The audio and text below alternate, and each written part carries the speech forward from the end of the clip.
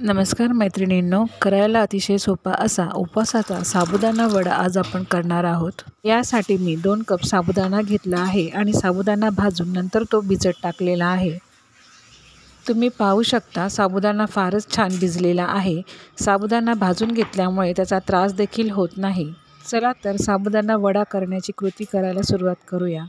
यासाठी प्रथम गॅसवर कढई ठेवून त्यावर थोडे तेल टाकलेले आहे। त्यामध्ये 1 टीस्पून जिरे टाकले आहे आणि 5-6 हिरव्या मिरच्या कट करून टाकलेल्या आहे। त्या आपण छान तेलात भाजून घेऊयात। भाजलेल्या मिरच्या आणि थोडा शेंगदाणे हे मिक्सरमध्ये काढून घेऊयात।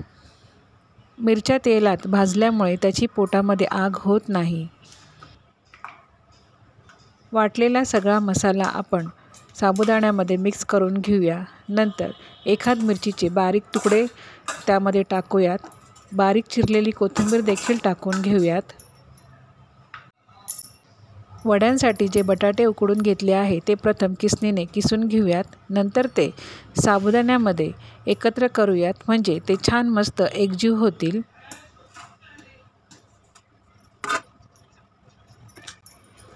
नंतर या मिश्रणामध्ये थोडे हिंग, चवीनुसार मीठ,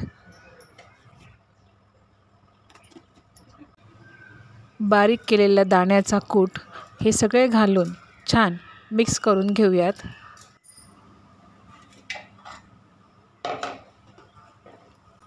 मिश्रण आपले छान मिक्स करून झाले आहे। आता ते 5 मिनिटांसाठी रेस्ट करण्यासाठी ठेवूयात।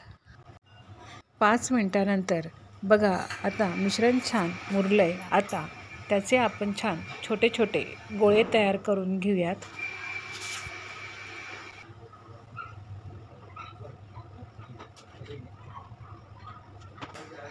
हे छोटे छोटे गोळे आपण प्लास्टिकच्या पेपरवर छान थापून घेऊयात आणि एक एक वडा तेलामध्ये तळून घेऊयात।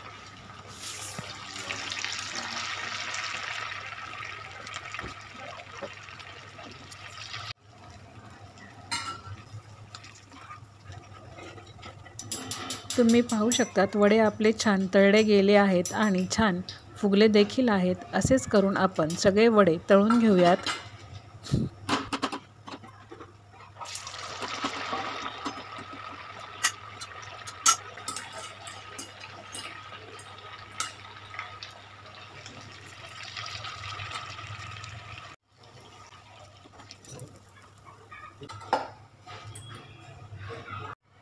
वडे आपले छान तयार झाले आहेत। आता शेंगदाण्याची चटणी आणि दही याबरोबर आपण ते सर्व करूयात।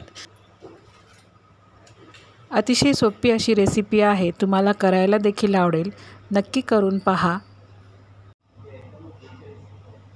यातील एक वडा मी तुम्हाला तोडून दाखवते। बघा, वरून अतिशय कुरकुरीत आणि आतून अतिशय पोकळ असा आहे। अशी ही रेसिपी आवडल्यास व्हिडिओला लाईक करा, शेअर करा, सबस्क्राईब करा। धन्यवाद।